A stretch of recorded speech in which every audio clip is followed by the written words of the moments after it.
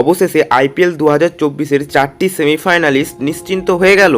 কাল রবিবার ছিল দুটি খেলা, একটা ছিল রাজস্থান বনাম চেন্নাই, সেই ম্যাচেতে চেন্নাই জিতলো এবং আরেকদিকে ছিল আরসিবি বনাম দিল্লি, সেই ম্যাচেতে আরসিবি জিতলো এবং চেন্নাই ও আরসিবি জেতায় এই পয়েন্ট টেবিল হলো দুর্দান্ত জমজমাট এবং আরসিবি ও চেন্নাই সহ আরও কিছু দল সেমিফাইনালের দিকে এগিয়ে গেল। তো কোন চারটি দল সেমিফাইনাল নিশ্চিন্ত করলো এবং কোন ছটি দল ছিটকে গেল এই টুর্নামেন্ট থেকে সমস্ত কিছু আজকের ভিডিওতে আলোচনা করে দেবো এবং আর কোন কোন দলকে সেমিফাইনালে উঠতে গেলে কতগুলো ম্যাচ জিততে হবে, কিভাবে তারা কোয়ালিফাই করতে পারবে, সমস্ত কিছু এই ভিডিওতে জানতে পেরে যাবে। তো বস, প্রথমে কালকে ছিল রাজস্থান বনাম সিএসকের ম্যাচ। এই ম্যাচেতে রাজস্থানের ব্যাটিং অর্ডার দেখে মনেই হচ্ছিল তাদের খেলার প্রতি কোনো মনোযোগ নেই এবং তারা যারা টুর্নামেন্টের প্রথম থেকে একের পর এক ম্যাচ জিতছিল, তারা কিভাবে এই ম্যাচগুলো হেরে যেতে পারে। 141 রান করে তারা প্রথমে ব্যাট করতে নেবে এবং চেন্নাই 145 রান 5 উইকেট হারিয়ে 18.2 ওভারের মধ্যে এই ম্যাচ জিতে যায়। সিএসকে 5 উইকেটে এই ম্যাচ জিতে যায় 10 বল থাকতে এবং বিরাট রান রেট নিয়ে পয়েন্ট টেবিলে 3 নম্বর স্থানে উঠে আসে। এবং অন্যদিকে ছিল দিল্লি বনাম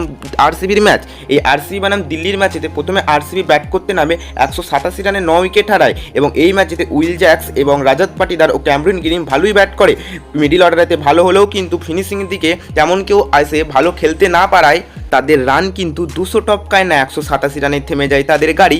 এরপরেতে দিল্লির ব্যাটিং করতে নামে এবং 140 রানের অল উইকেট হয়ে যায়। অক্ষর প্যাটেল ছাড়া ব্যাটিংয়েতে তেমন কেউই খেলতে পারে না এই ম্যাচেতে ঋষভ পান্ত সাসপেন্ড থাকায় অক্ষর প্যাটেলই ক্যাপ্টেন্সি নেয়। 19.1 ওভারের মধ্যে অল আউট হয়ে যায় এবং আরসিবি 147 রানেতে এক বিরাট জয় অর্জন করে নেয়। তো বস, এরপর পয়েন্ট টেবিল কী বলছে তার কথা বললে প্রথমে আমি তোমাদের পয়েন্ট টেবিল বলে দেবো, তারপর প্লে অফের সমীকরণগুলো নিয়ে আলোচনা করব। তো প্রথমেতেই আসি পয়েন্ট টেবিলে এখন 10 নম্বরে রয়েছে পাঞ্জাব, যারা 12 ম্যাচে 8 পয়েন্ট, তাদের কিন্তু প্লে অফে যাওয়া প্রায় অনিশ্চিত।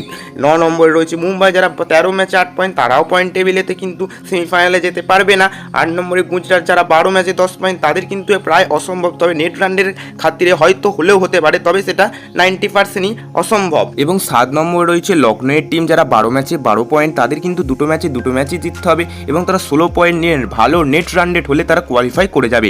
6 নম্বরে রয়েছে দিল্লির টিম, যারা 13 ম্যাচে 12 পয়েন্ট, তারাও কোয়ালিফাই করতে পারে, তবে তাদের সবটা ম্যাচ জিততে হবে, অর্থাৎ একটা ম্যাচ জিততে হবে ভালো নেট রান রেট নিয়ে। 5 নম্বরে আরসিবি টিম, তারা 13 ম্যাচে 12 পয়েন্ট, তারাও কোয়ালিফাই করতে পারে, তবে তাদের নেট রান রেট কিন্তু অবশ্যই অনেক হওয়া প্রয়োজন। এবং 4 নম্বরে রয়েছে সানরাইজার হায়দ্রাবাদ, যারা 12 ম্যাচে 14 পয়েন্ট, তারাও অবশ্যই কোয়ালিফাই করতে পারে, তবে তাদের দুটো ম্যাচই জিততে হবে। 3 নম্বরে চেন্নাই টিম, যারা 13 ম্যাচে 14 পয়েন্ট, তাদের সেই আরসিবির বিরুদ্ধে ম্যাচটা কিন্তু একটা নকআউট ম্যাচ হতে চলেছে। 2 নম্বরে রয়েছে রাজস্থানের টিম, যারা 12 ম্যাচে 16 পয়েন্ট, তারা অবশ্যই কোয়ালিফাই করে গেছে। 1 নম্বরে রয়েছে কেকেআরের টিম, যারা 12 ম্যাচে 18 পয়েন্ট। তো বাস, চারটি দল বলতে গেলে কিন্তু প্রথমে কেকেআর, রাজস্থান এই দুটো কোয়ালিফাই করে গেছে, তবে সানরাইজার হায়দ্রাবাদের দুটো ম্যাচে একটা ম্যাচ জিততে হবে, তারা কিন্তু অবশ্যই কোয়ালিফাই করলেও করে যেতে পারে। আরসিবির কোয়ালিফাইয়ের কথা বললে কিন্তু তাদের চেন্নাইয়ের বিরুদ্ধে এই ম্যাচ কিন্তু এক নকআউট ম্যাচ হতে চলেছে, তাদের 18 রানে এই ম্যাচ জিততে হবে বা 18.1 ওভারের মধ্যে এই রান চেস করে দিতে হবে এবং ওই দিক থেকে সানরাইজার হায়দ্রাবাদ বা লখনৌ যে কোনো একজন ওই দিক থেকে কোয়ালিফাই করলেও কিন্তু চেন্নাইকে আটকাতে পারলে আরসিবি কোয়ালিফাই করে যেতে পারে। তো তোমাদের মতে কোন চারটি দল কোয়ালিফাই করবে নিচে কমেন্ট করে লিখে জানিয়ে দিও। ভিডিওটি ভালো লাগলে অবশ্যই একটি লাইক ও চ্যানেলটিকে সাবস্ক্রাইব করে দেবে। দেখা হচ্ছে পরবর্তী ভিডিওতে নতুন কোনো টপিকের সাথে।